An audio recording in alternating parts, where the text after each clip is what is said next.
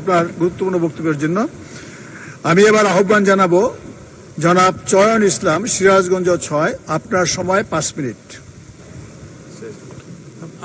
মাননীয় স্পিকার, আপনাকে ধন্যবাদ। মহামান্য রাষ্ট্রপতির উপর ভাষণের উপর আমাকে আলোচনা করার সুযোগ দেওয়ার জন্য। মাননীয় স্পিকার, আমি বক্তব্যের শুরুতেই গভীর শ্রদ্ধার সাথে স্মরণ করছি সর্বকালের সর্বশ্রেষ্ঠ বাঙালি বঙ্গবন্ধু শেখ মুজিবুর রহমানকে। আরো শ্রদ্ধার সাথে স্মরণ করছি 1975 সালের 15 আগস্ট ঘাতকের বুলেটে নির্মম ভাবে শহীদ বঙ্গমাতা শেখ ফজিলুন্নেসা মুজিব সহ ওই কাল রাতে সকল নিহত শহীদদের। আমি ধন্যবাদ জ্ঞাপন করছি আমার নেত্রী জননেত্রী শেখ হাসিনাকে, যিনি আমাকে বারবার মনোনয়ন দিয়েছেন এবং আমার এলাকাবাসী আমাকে ভোট দিয়ে জয়যুক্ত করে এই সংসদে পাঠিয়েছেন। আমি আমার এলাকার সোনার মানুষদের ধন্যবাদ জ্ঞাপন করছি, যারা আমাকে ভোট দিয়ে বারবার এই সংসদে কথা বলার সুযোগ করে দিয়েছেন।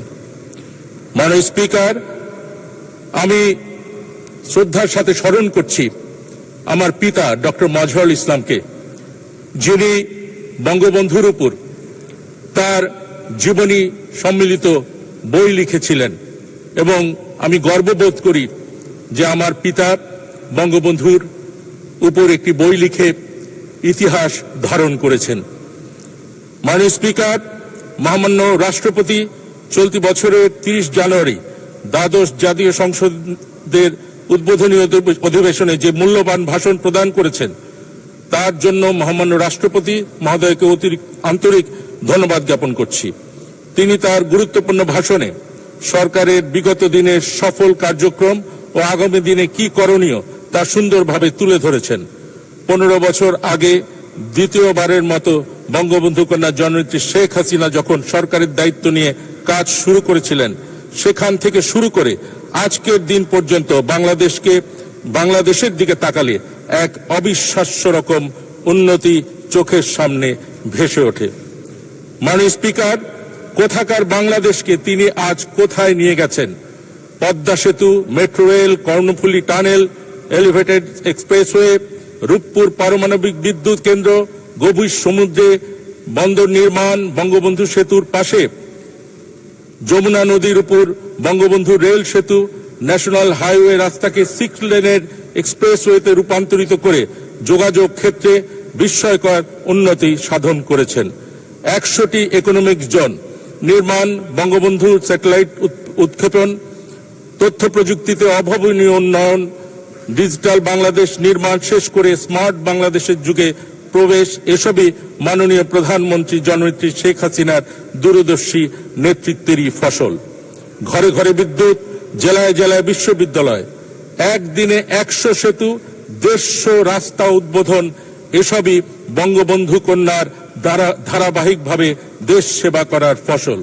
এসব উন্নতি একসময় কল্পনাকেও হার মানায়। মাননীয় স্পিকার, সারা দেশে এই ব্যাপক কর্মকাণ্ড থেকে আমার নির্বাচনী এলাকা সিরাজগঞ্জ জেলার শাহজাদপুর উপজেলা কোনো ক্রমেই পিছিয়ে নেই।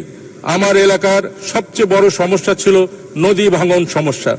আমি নবম সংসদে এমপি থাকাকালীন সময় যমুনা নদীর ভাঙন রোধকল্পে মাননীয় প্রধানমন্ত্রীর সার্বিক দিক নির্দেশনায় প্রয়োজনীয় ব্যবস্থা গ্রহণ করে এই নদী ভাঙন আল্লাহর রহমতে অনেকটাই রোধ করেছি।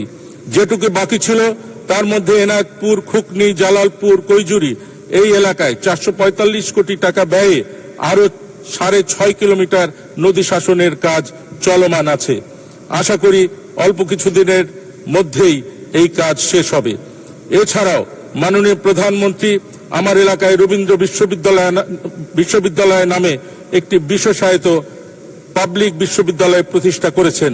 দ্রুতই এই বিশ্ববিদ্যালয়ের স্থায়ী ক্যাম্পাস নির্মাণ কাজ শুরু হবে বলে আমরা আশা করি। এছাড়াও ব্রিজ, রাস্তা সহ অসংখ্য শিক্ষা প্রতিষ্ঠানের ভবন মাননীয় প্রধানমন্ত্রী শেখ হাসিনা সরকারের হাত ধরেই নির্মিত হয়েছে। মাননীয় স্পিকার, এছাড়া মাননীয় প্রধানমন্ত্রীকে আমার এলাকার জনগণের পক্ষ থেকে আন্তরিক ধন্যবাদ ও কৃতজ্ঞতা জানাচ্ছি। মাননীয় স্পিকার, আশার শেষ নাই, প্রত্যাশারও শেষ নাই। যার কাছে বেশি পাওয়া যায় তার কাছেই বেশি আশা করে মানুষ। বঙ্গবন্ধু কন্যা আমার এলাকার মানুষকে অনেক কিছু দিয়েছেন, সেজন্যই তার সরকারের কাছে আমার এলাকার মানুষদের প্রত্যাশা একটু বেশি। মাননীয় স্পিকার, বঙ্গবন্ধু ব্রিজ নির্মিত হওয়ার পর মাননীয় সদস্য, আপনার নির্দিষ্ট সময় শেষ, 1 মিনিটে কি পারবেন শেষ করতে? ওকে, 2 মিনিট। মাননীয় স্পিকার, আপনাকে ধন্যবাদ। আমার নির্বাচনী এলাকার পার্শ্ববর্তী মাননীয় ডেপুটি স্পিকার মহোদয়ের নির্বাচনী এলাকার মধ্য দিয়ে হুরাসাগর নদী প্রবাহিত, সেই নদীর উপর একটি 570 মিটার পিসি গার্ডার ব্রিজ নির্মাণ করে আমার এলাকার গালা ইউনিয়নের চরবনিয়া থেকে রূপবাটি, কৈজুরি, জালালপুর, খুকনি হয়ে বঙ্গবন্ধু ব্রিজ পর্যন্ত একটি নতুন রাস্তা নির্মাণ করতে চাই মাননীয় স্পিকার। মাননীয় স্পিকার, এই রাস্তাটি বঙ্গবন্ধু সেতু হয়ে বগুড়া নগরবাড়ি মহাসড়কের বিকল্প হিসাবে বেড়া উপজেলা থেকে বঙ্গবন্ধু ব্রিজ পর্যন্ত একটি বিকল্প রাস্তা হবে, যা এই অঞ্চলের জন্য খুবই উপযোগী হবে। তাই এই ব্রিজটি, উক্ত রাস্তা নির্মাণের জন্য মাননীয় সড়ক পরিবহন ও সেতু মন্ত্রী মহোদয়ের কাছে জোর দাবি জানাচ্ছি। মাননীয় স্পিকার, আগামী দিনের উত্তরাঞ্চলের শিল্পায়নের ক্ষেত্রে সিরাজগঞ্জ জেলা তথা শাহজাদপুরের নতুন নতুন শিল্প কারখানা স্থাপনের জন্য যোগাযোগ ব্যবস্থা আরো উন্নতি করার পাশাপাশি বাঘাবাড়ি নৌবন্দরকে আরো আধুনিক ও গতিশীল করে উল্লাপাড়া থেকে বাঘাবাড়ি নৌবন্দর বেড়া উপজেলা হয়ে পাবনার ঢালার চর পর্যন্ত নতুন রেল নির্মাণ করার জোর দাবি জানাচ্ছি। মাননীয় স্পিকার, একইভাবে শাহজাদপুর উপজেলা সদর থেকে এনায়েতপুর পর্যন্ত রাস্তা প্রশস্তকরণ, উপজেলা সদর থেকে জামিরতা পর্যন্ত রাস্তা প্রশস্তকরণ, কায়েমপুর ইউনিয়ন থেকে মুশিপুর, কাশীনাথপুর, চরাঙ্গারো হয়ে বিরাঙ্গারো পর্যন্ত রাস্তা প্রশস্তকরণ করার জোর দাবি জানাচ্ছি। মাননীয় স্পিকার, আমি বক্তব্যের শেষ প্রান্তে চলে এসেছি। মাননীয় স্পিকার, আপনি আমাকে এই সংসদে দাঁড়িয়ে রাষ্ট্রপতির ভাষণের উপর বক্তব্য দেওয়ার অনুমতি দিয়েছেন, তার জন্য আবারও ধন্যবাদ জ্ঞাপন করে বক্তব্য শেষ করছি। খোদা হাফেজ। জয় বাংলা, জয় বঙ্গবন্ধু। ধন্যবাদ। ধন্যবাদ মাননীয় সংসদ সদস্য।